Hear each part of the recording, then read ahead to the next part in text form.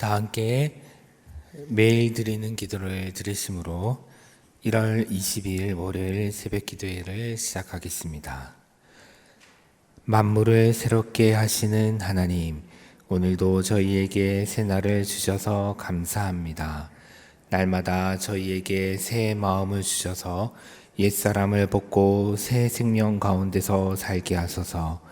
이 세상의 만연한 불의와 폭력을 바로잡아 주시고 전쟁과 갈등이 그치게 하시며 절망을 소망으로 바꾸시어 의와 평화와 기쁨의 하나님 나라가 임하게 하소서. 이 나라를 지켜주시며 복음 통일이 속히 이루어지게 하옵소서. 교회와 가정에서 믿음의 대가 잘 이어지게 하시고 성령님의 인도하심에 따라서 저희 교회의 5대 본질인 예배와 교육과 선교, 성도의 교제와 봉사에 힘쓰게 하옵소서. 모든 교역자들이 성령님으로 충만하게 하시고 모든 성도들이 하나님의 명령을 따라 힘차게 올라가게 하옵소서. 예수님의 이름으로 기도드립니다. 아멘. 다 함께 찬송가 585장을 함께 부르시겠습니다.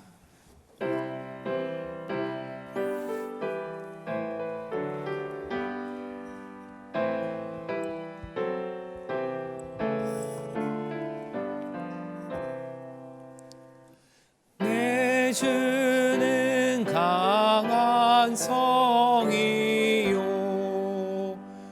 방패와 병기 되시니 큰 환난에서 우리를 구하여 내시리로다.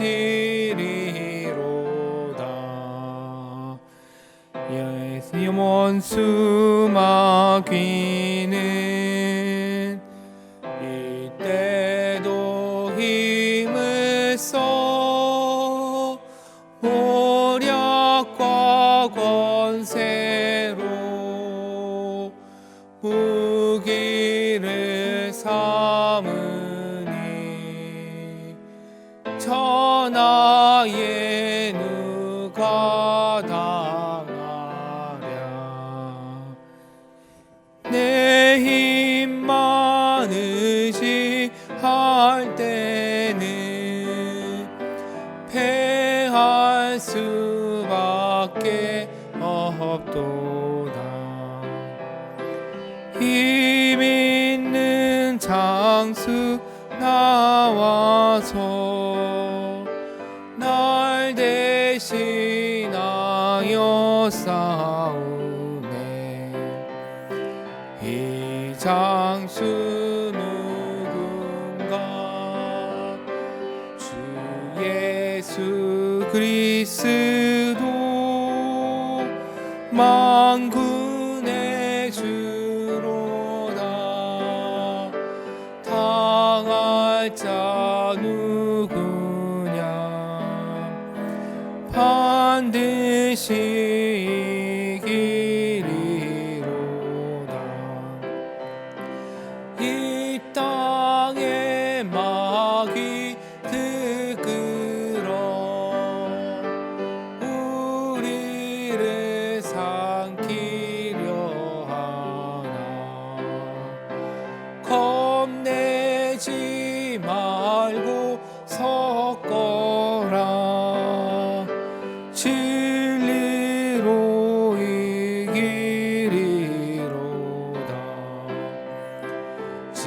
친척과 재물과 명예와 생명은 다 빼앗긴데도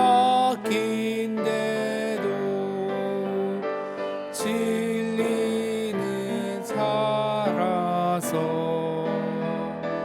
그 나라 영원하리라.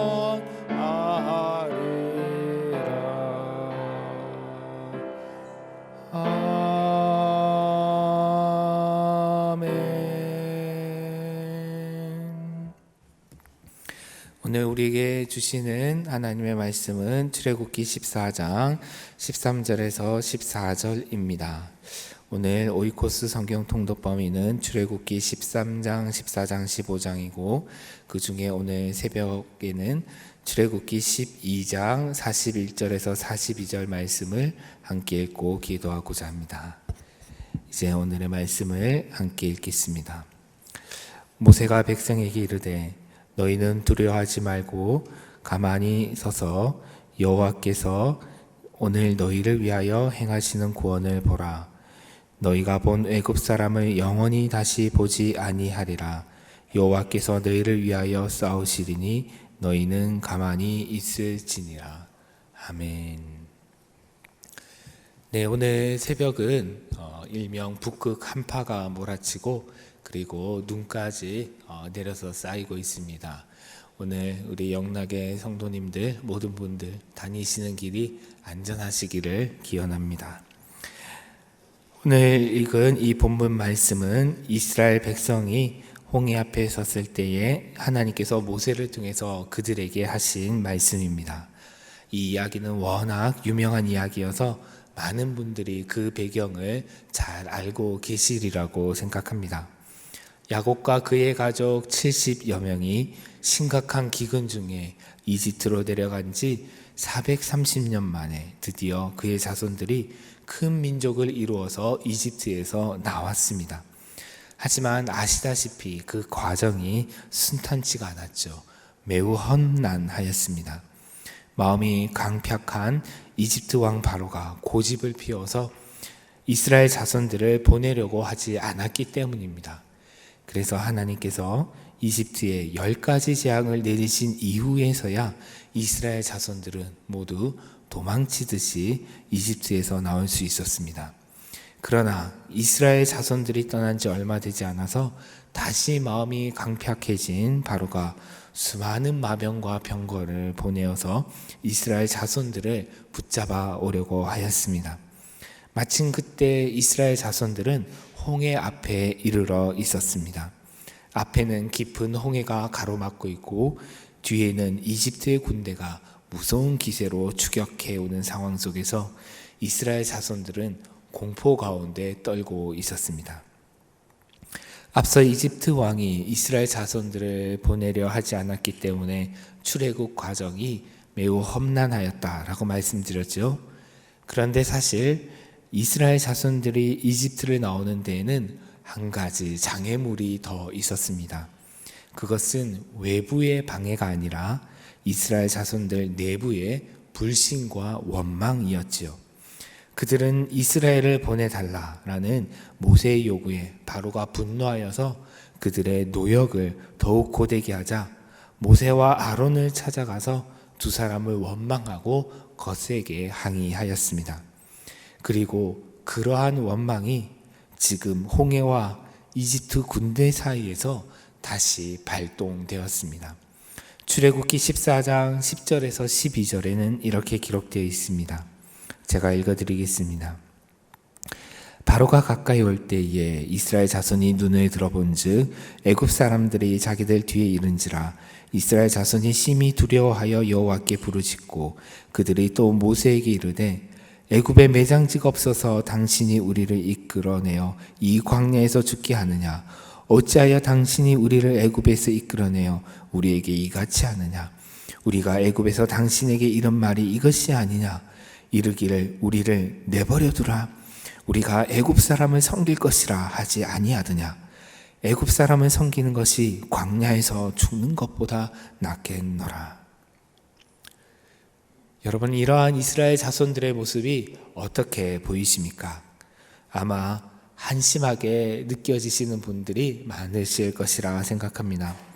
하나님께서 바로와 이집트에 내리신 그 10가지 재앙을 보고서도 아직도 하나님의 그 능력과 구원 의지를 신뢰하지 못하고 원망하는 이 이스라엘 자손들의 모습에 고개를 내저으면서 혀를 끌끌 차시는 분도 계실지 모르겠습니다.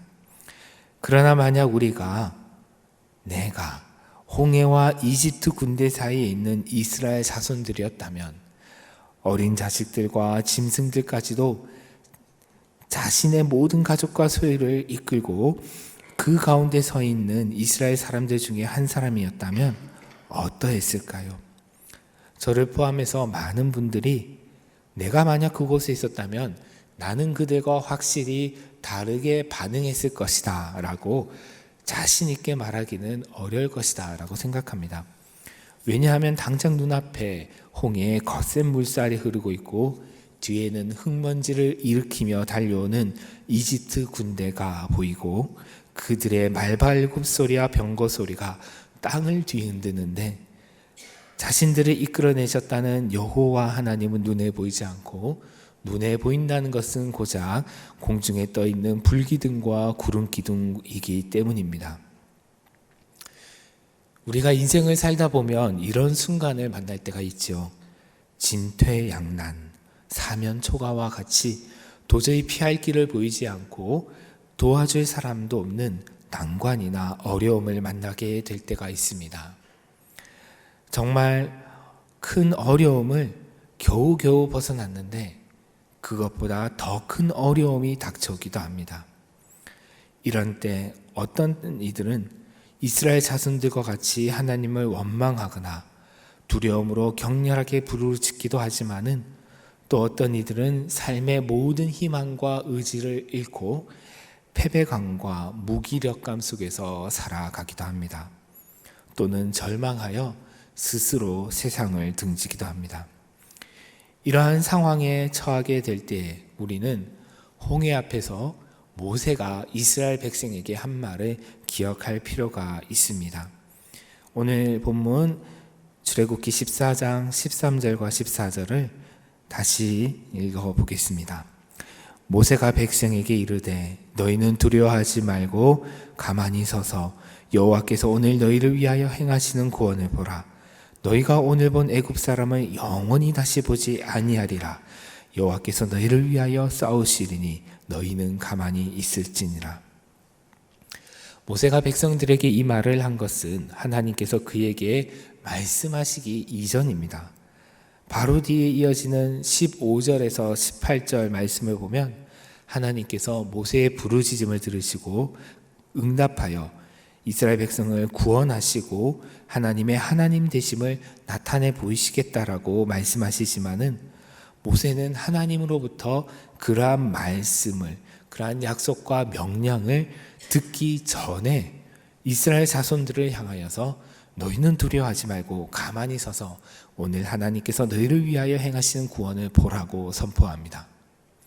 그러면 모세는 도대체 무슨 근거로 그렇게 말했던 것일까요?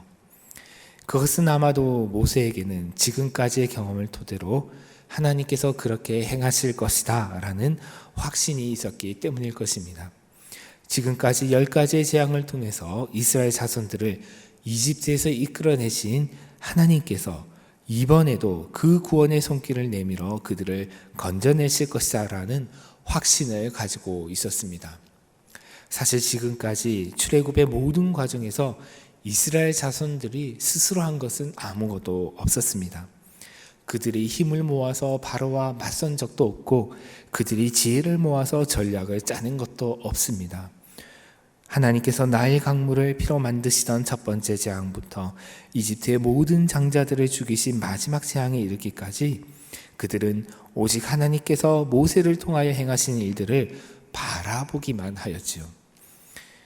마찬가지로 이번에도 그럴 것입니다.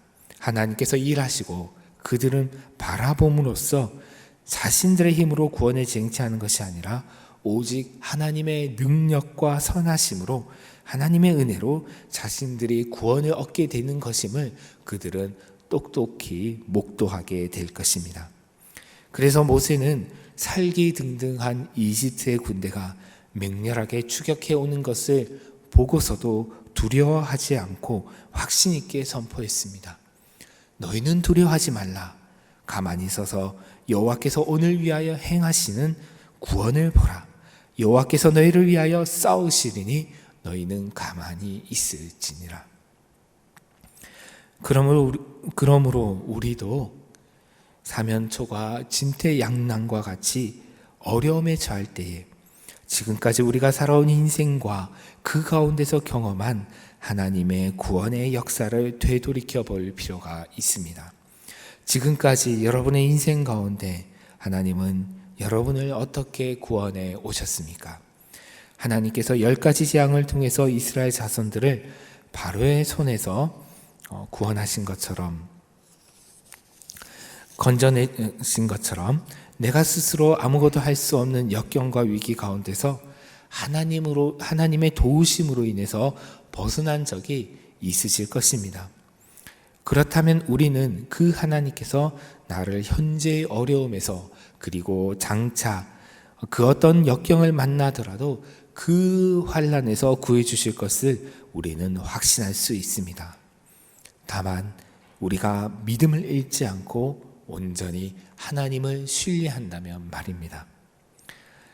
그러할 때 우리는 어찌할 바를 몰라 발을 동동 구르거나 조바심을 내지 않고 가만히 서서 하나님의 일하심을 기다릴 수가 있습니다. 가만히 있는다는 것은 이전에는 하나님을 90% 또는 95% 신뢰했지만은 나머지 10%, 5%는 자신의 힘과 노력으로 또는 다른 인맥이나 어떤 다른 사람의 도움으로 해결하려고 아등바등 거렸다면, 이제는 100% 온전히 하나님을 신뢰함으로 자신의 부질없는 노력과 시도를 그치고 오로지 하나님의 일하심을 기다리는 것을 말합니다. 그러나 이때 가만히 서 있는다는 것은 두려움으로 얼어붙어서 꼼짝하지 못하는 것과는 큰 차이가 있습니다. 하나님에 대한 확신으로 가만히 서서 주님을 바라는 사람은 하나님께서 명령하실 때는 언제든지 발걸음을 옮길 수 있는 준비가 되어 있습니다. 그래서 하나님께서 밤새 바람으로, 동풍으로 바다의 물이 갈라져서 양쪽에 벽으로 쌓이게 하시고 그 사이에 마른 땅이 나타나게 하신 뒤에 모세가 하나님의 명령대로 이스라엘 자손들에게 앞으로 나아가라 하였을 때에 그들은 두려움 없이 물로 이루어진 벽 사이에 바닷길로 걸어 들어갔습니다. 그리하여 그들은 모두 마른 땅을 건너 지나갔죠. 오늘 이 말씀을 통해서 하나님은 나에게 무엇을 말씀하십니까? 우리가 기억할 것은 뒤에서는 이집트의 군대가 추격해 오고 있고 앞에는 큰 바다가 가로막혀 있어 우리 눈에 아무런 길도 보이지 않는 매우 다급하고 절망적인 상황이라 할지라도 그 순간에도 하나님께서는 우리를 위하여 싸우시고 계시다라는 사실입니다. 하나님은 우리를 위하여 쉬지 않고 일하시고 계십니다. 우리가 할 일은 가만히 서서 그 하나님께서 우리를 위하여 행하시는 구원을, 그 역사를 보는 것입니다. 그리고 하나님께서 명령하실 때 순종함으로 믿음의 발걸음을 앞으로 옮길 수 있도록 준비하는 것입니다. 기도하겠습니다. 하나님 아버지, 저희가 인생을 살아갈 때에 어려움이 지나면 더 큰 어려움이 오고 산을 넘어가면 더 큰 산을 만나는 것과 같은 경험을 할 때가 있습니다. 앞에는 홍해의 거센 물살이 흐르고 뒤에는 이집트의 군대가 맹렬하게 추격해 오는 것 같은 진퇴양난의 상황에 놓일 때가 있습니다. 하지만 그러할 때라도 두려워하지 아니하고 지금까지 우리를 인도해 오시고 구원해 오신 하나님께서 우리를 건져 주실 것을 바라는 온전한 믿음을 갖게 하여 주시옵소서. 자신의 모든 노력을 그치고 자신의 모든 힘과 지혜는 내려놓고 오직 하나님만 바라볼 수 있는 믿음을 허락하여 주시옵소서. 그리고 하나님께서 명령하실 때 믿음의 발걸음을 옮겨서 앞을 향하여 전진해 갈 수 있는, 올라갈 수 있는 용기를 허락하여 주시옵소서. 오늘 하루도 저희 모든 영락의 성도를 지켜주시길 바라며 이 모든 말씀 예수님의 이름으로 기도드립니다. 아멘. 오늘 함께 기도할 제목은 먼저는 말씀을 생각하며 사방이 막혀 있는 때 두려움 없이 가만히 서서 하나님의 일하심을 기다릴 수 있는 믿음을 주시옵소서. 그리고 주님께서 명령하실 때에 순종함으로 발걸음을 내디딜 수 있는 용기를 주시옵소서 라고 기도하겠습니다. 또한 오늘의 주간 기도 제목인 한 주간 영락 오이코스의 말씀을 통해 성도들이 주님과의 친밀함을 경험하도록, 그리고 세계 위기 국가로 지정된 수단의 내부 분쟁이 멈춰서 그 땅의 주민들이, 그 땅에 살아가는 사람들이 평화와 안정 가운데 살아갈 수 있도록, 또 그 땅이 복음화되어질 수 있도록 우리가 함께 기도하겠습니다. 하나님 아버지, 저희들을 오늘 불러주셔서 하나님 나와 예배하게 해주심을 감사드립니다. 하나님, 저희들이 살아가다 어려움을 만난다 할지라도 하나님께서 주시는 은혜를 기대하며 하나님의 역사를 기대하며 두려워하지 않고 당황하지 않고 믿음으로 설 수 있도록 저희들을 돌보아 주시기를 간절히 원하며 기도합니다.